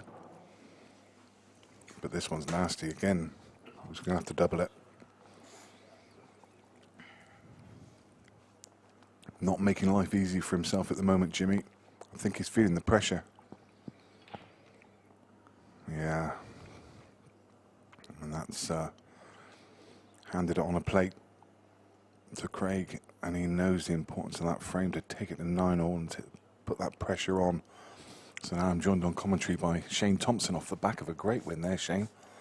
Yeah, it was. I actually played really well. I'm happy with the way I played. So obviously Craig's a good player, so it's nice to be in another semi-final. Just keep brushing him aside, don't you? I'm doing all right. But it's not over yet, so we'll keep plugging along. Yeah. One more game to the final. Yeah, it'd be nice. But and you've got Clint. Yeah, tough game. Another, like I said, another tough game. So there's no easy ones. Nah, there isn't. No. There's nothing. Nah, but yeah, just happy to be there. Oh, of course, your name's in the mix, mate, and that's all that matters.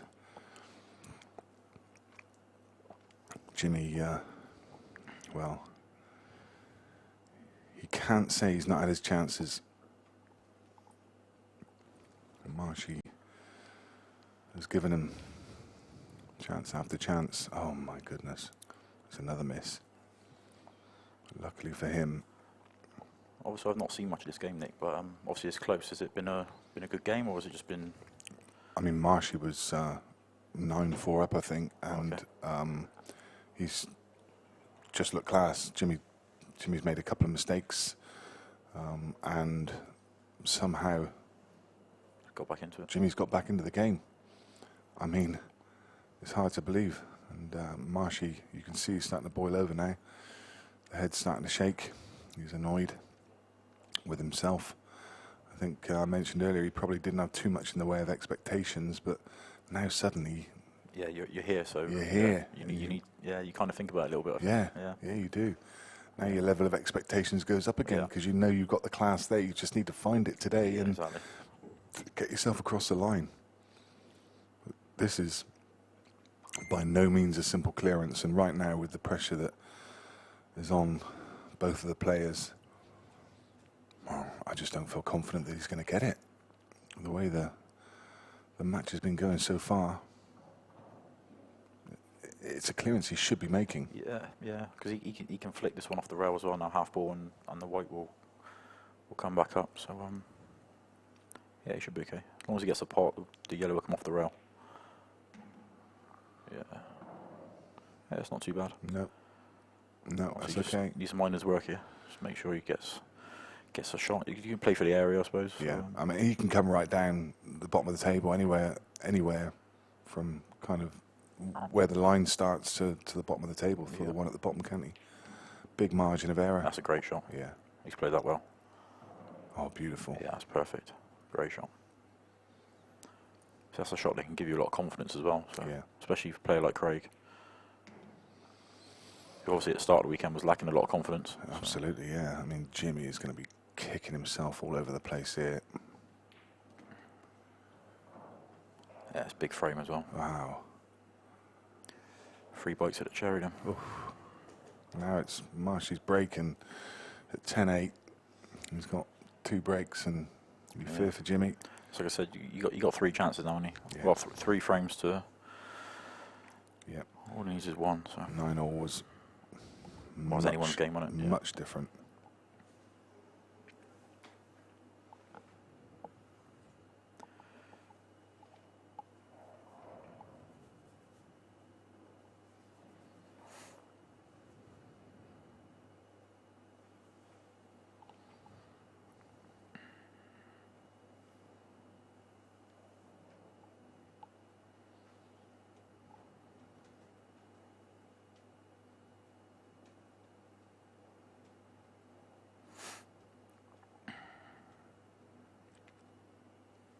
Two games remaining, 2 games decided. Yeah, that Rayburn and Movica game has been class. I was on the table next to him, and when I sat down, I had a little glance, and it's just a dish fest over there. I think it's ridiculous. Yeah. I mean, the finish that Neil took out to go 8-all was, well, you wouldn't normally go for it, I don't think.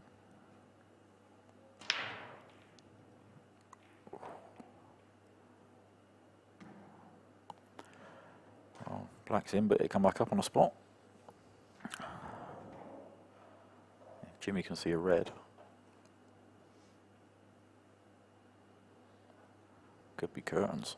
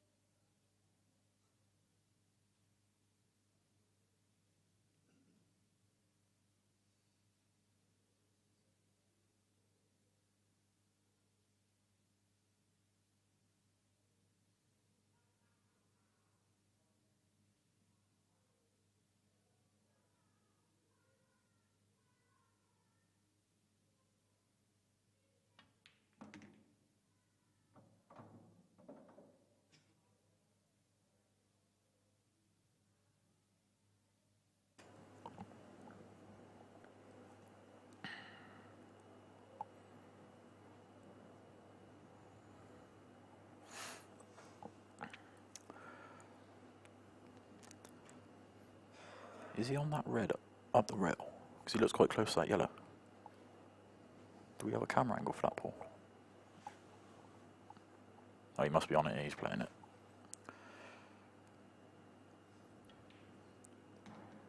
Yeah, that's a good shot.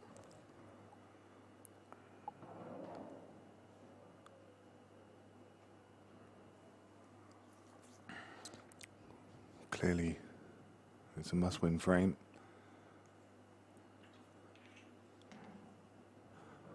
And he can't afford any more mistakes here.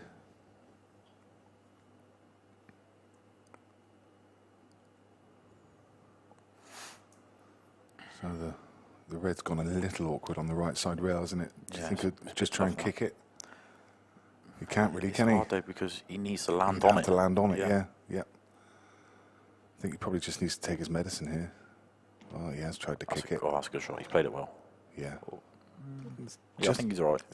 It's gone a tiny bit skinny, but I think with the way those table reacts, he can just play with a tracer side, exactly, and he'll come down the middle of the black and the yellows. Cross the blue spot, essentially. You can see him just putting a touch of left on it, maybe just a Q-tip's worth. Oh, he hasn't got it. He hit it too thin. I think he didn't put enough side on it. Yeah. And the thing is with that, you have to hit him slower for the side to react. He's kind of pushed it. He's not taking his time over this. I think it's just going to be a bit of a... It's not too bad. He's going to be in a bit of trouble after this shot though.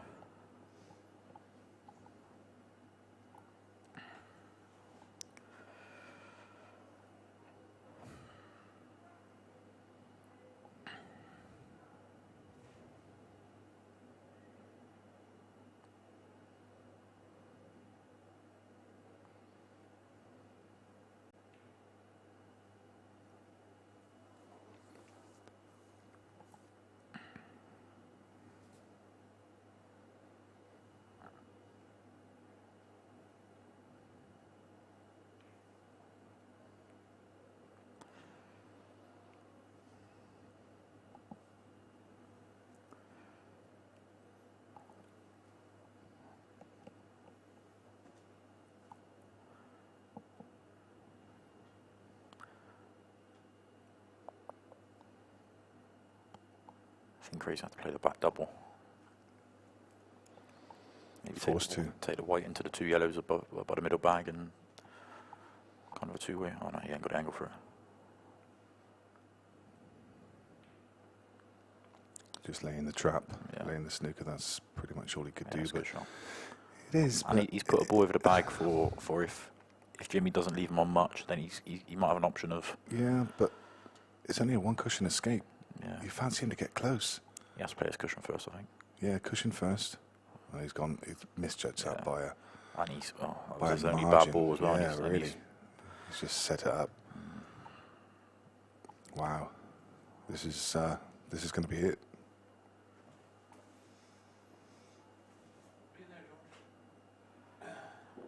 Yeah, Jimmy wouldn't be happy with that effort, to be fair.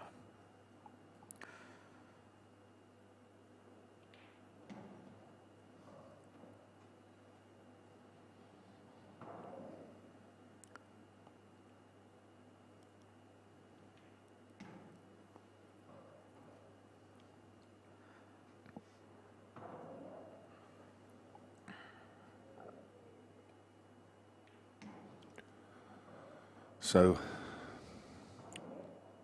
the bell is tolling for Jimmy Croxton. It's another very good run. Yeah, he's always there, isn't he? Always there.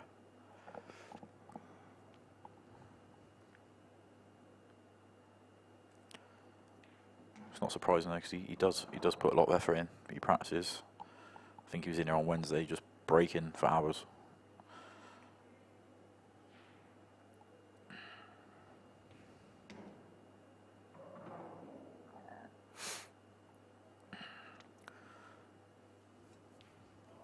Oh no! He's had a kick, but he's okay. That was a kick. Yeah, he's okay. okay. But you heard Yeah. the groan. Yeah. See, that's what happens when he's gone back to the triangle. Yeah. Yep. So it's still a fairly simple black for Craig Marsh, and it's him that's the victor. He wins 11 frames to 8, and a man who probably came in with no expectations this weekend finds himself in the semi-final. Yeah, he said to me he hasn't been playing. He just didn't want to. He didn't want to play. He said he wasn't feeling it. Yep. But yeah, great effort. And he will play the winner of Darren McVicker and Neil Rayburn. Darren is 9 frames to 8. And, well, anyone's game there, isn't it? Anyone's game. Yeah, Especially so the way them two played the game. we're going to get Marshy across into the interview room and have a chat. And we'll see all the rest of you later on. Thanks very much for joining us. We'll speak to you soon.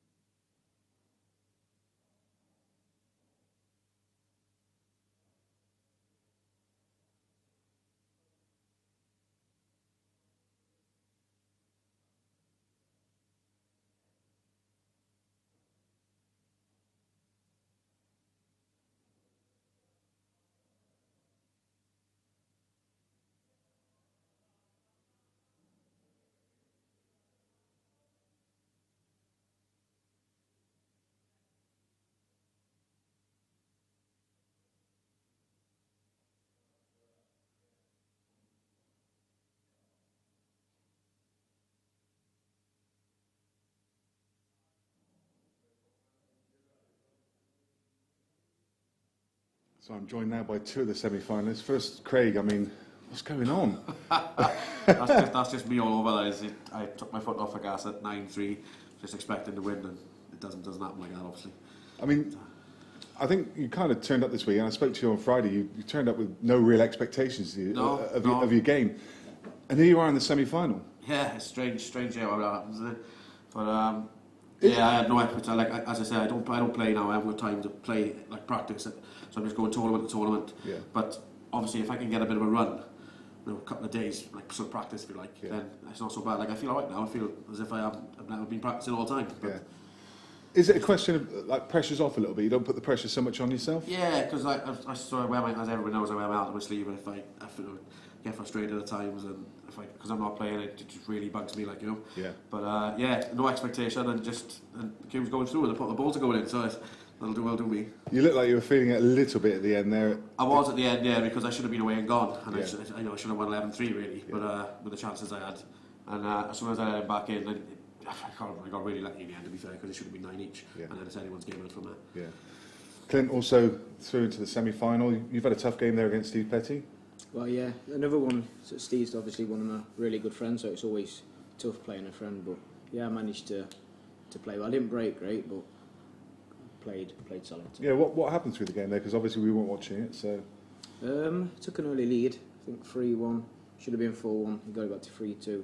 Then I went 7-3 up, and then I was just like frame for frame after that. Yeah. So yeah. Semi-final up next. How are you feeling about it? Yeah, I'm looking forward to it. Just need to sort my break out. If I can get the balls off the break, then I feel like I can win the competition. Yeah. And you're going to be playing Shane Thompson. Yeah, I'm not sure if I've ever played Shane before. Yeah, two different. So he's EPA or IPA, obviously. Yeah, so I'm not too sure I've played him before. So yeah, I'm looking forward to it. Yeah, should be a great game. And yourself, you got the winner from Neil Rayburn and Darren McVicker, which is still going on. Last time I saw, Darren was 9-8 ahead. So. Has it? Yeah. Okay. I wasn't sure which part of the draw, because I haven't looked. But You don't care now, do you? No, I don't care now. No, I'm free rolling now, as they say. I'm looking forward to it. I'll crack on. I'll keep going. I'll have another beer, and we'll be away to go. Well, both of you enjoy your final, and the best of luck in your Cheers. respective games. Cheers. Here we go. There's a couple of semi-finalists, and we'll be back with the action in the semi-finals as they come up. See you soon.